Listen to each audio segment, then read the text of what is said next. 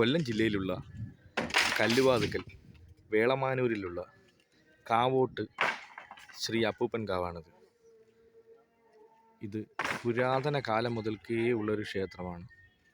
ഈ ക്ഷേത്രത്തിലെ മൂർത്തിയായ കാവോട്ട് അപ്പൂപ്പനാണ് ഈ ക്ഷേത്രം. വേളമാനൂർ ദേവീക്ഷേത്രത്തിന് സമീപമാണ് സ്ഥിതി ചെയ്യുന്നത്.